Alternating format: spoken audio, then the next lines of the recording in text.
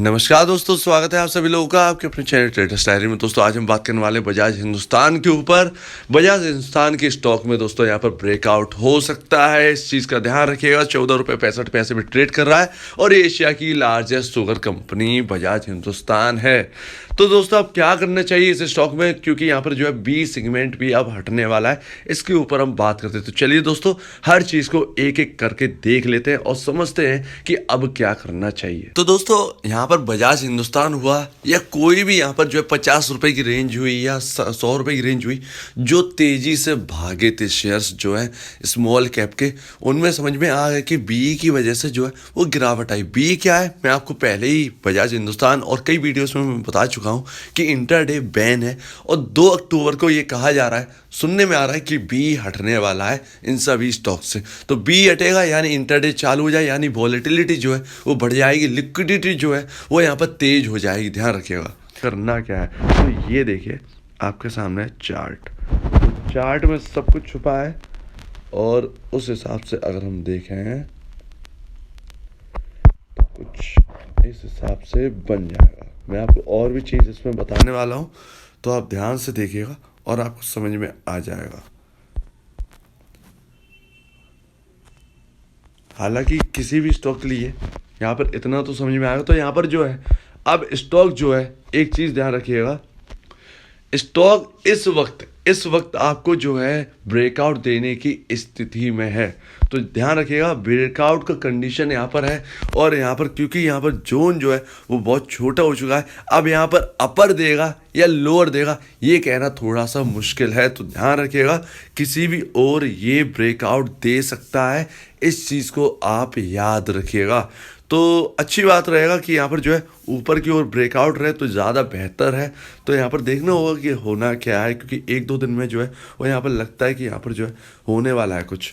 अब इतना आपको बात तो समझ में आ गई होगी, अब हो या ना हो इससे मतलब नहीं है, लेकिन आपको स्टॉप लॉस जरूर रखना है। तो आपको जो है जहाँ से हमको सपोर्ट मिला 13 रुपये 25 पैसे, आपको स्टॉप लॉस यहाँ पर रख लेना है। चाहे आपके पास नई पोजीशन आपकी अभी की हो, चाहे आपकी लॉन्ग टर्म की पोजीशन हो, चाहे आपकी शॉर्ट टर्म की पोजीशन हो, आपको ये स्टॉप लॉस जरूर लेके चलना चाहिए। ये मेरा सजेशन है आपको, तो इस पर जरूर गौर करिएगा। 13 रुपये 25 पैसे के आसपास आप स्टॉप लॉस लगाएं और यहाँ पर चुपचाप से बैठें। ब्रेकआउट की स्थिति अब कैसे यहाँ पर देता है ये देखना बाकी है, ऊपर जाएगा तो और भी अच्छा ही है। ठीक है ना दोस्तों, तो गिरावट हमने देख ली, ज़्यादातर यहाँ पर जो है ऊपर जाने की चांसेस है और Q2 के रिजल्ट जो है वो आने वाले हैं। तो उम्मीद है दोस्तों मैंने आपको इतना बता दिया है। अब अगर हम MACD और देख लें तो यहाँ पर और काम बन जाए, MACD और RSI। तो RSI इस वक्त क्या कह रहा है और MACD इस वक्त क्या कह रहा है, ये चीज़ देखना बहुत ज़रूरी है। तो इस वक्त यहाँ पर जो है RSI जो है वो इस वक्त आपका 45 पर है, जो कि ओवरसोल्ड जोन में ये चल रहा है। तो इसका ध्यान रखिएगा, यहाँ पर बिकवाली ज़्यादा हो चुकी है, कोई भी ओवरबाउट RSI के हिसाब से अभी नहीं है।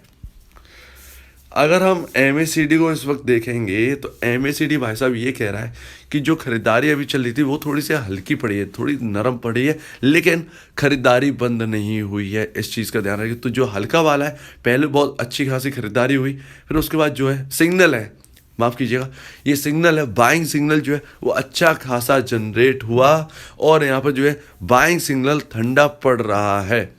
तो कुल मिला के अभी ठंडा पड़ रहा है लेकिन रेड में नहीं आया है। तो इस चीज़ को ध्यान रखिएगा, अभी रेड में हम लोग नहीं खड़े हैं, अभी यहाँ पर उस वक्त है जहाँ पर बाइंग और सेल का सिग्नल जो है वो जनरेट होना बाकी, तो अभी देखना बाकी है। लेकिन यहाँ पर कुल मिला के अभी तो फिलहाल ये है कि यहाँ पर बाइंग सिग्नल जो है वो हल्का पड़ा है थोड़ी सी, और यहाँ पर कैंडल भी जो है वो रेड ही पड़ी है और लगातार यहाँ पर जो है गिरावट, यहाँ पर 16 सितंबर से यहाँ पर जो है गिरावट हमको देखने को मिली भी है इस स्टॉक में, क्योंकि यहाँ पर जो रेजिस्टेंस था ऊपर, ये ट्रेंड लाइन ब्रेक नहीं कर पाया स्टॉक और धड़ाम से जो है वो नीचे आ गया। लमसम इसने हाई बनाया था 16 रुपये से 14 रुपये, अभी इस वक्त जो है 14 रुपये 65 पैसे पे खड़ा है। तो देखना बाकी है कौन सी लाइन टूटनी है, ट्रेंड लाइन। अब चलिए एक बात पर और गौर कर लेते हैं। तो दोस्तों यहाँ पर जो है 14 रुपये 65 पैसे के आसपास यहाँ पर क्लोजिंग है इस स्टॉक की।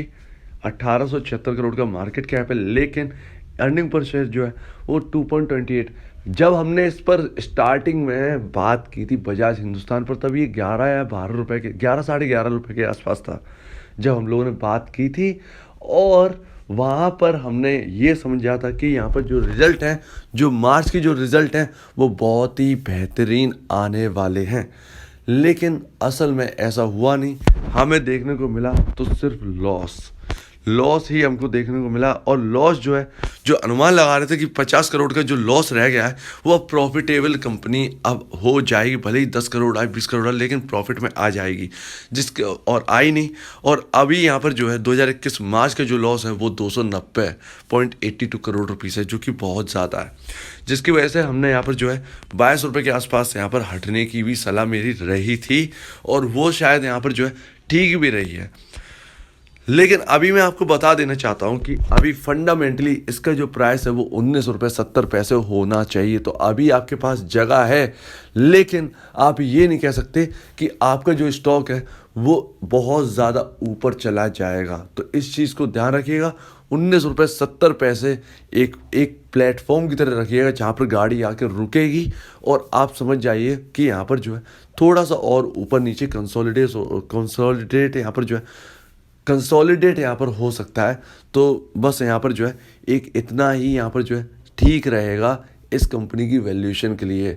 तो जब तक ये प्रॉफिटेबल नहीं आ जाती, तब तक तो यहाँ पर जो है कुछ यहाँ पर लगता नहीं है। लेकिन हाँ, बस एक शुगर के अलावा एक सेगमेंट जो है वो है अपना इथेनॉल। मतलब इथेनॉल का जो सेगमेंट है वो काफ़ी बड़ा है बजाज हिंदुस्तान का, तो उसको बेनिफिट तो ज़रूर मिलेगा। लेकिन इथेनॉल जो है जो है अपना प्रोड्यूस करने के बाद भी जो लॉसेस जो बढ़ रहे हैं बजाज हिंदुस्तान के, वो समझ में नहीं आ रहा है। तो कुल मिला के अपनी बात तो यहाँ पर क्लियर है। ठीक है, 20 रुपये तक की जगह है, बस इसी रेंज में रहिएगा। ज़्यादा यहाँ पर जो है यहाँ पर एक्सपेक्ट यहाँ पर करना गलत रहेगा, जब तक रिज़ल्ट अच्छे नहीं आते तब तक।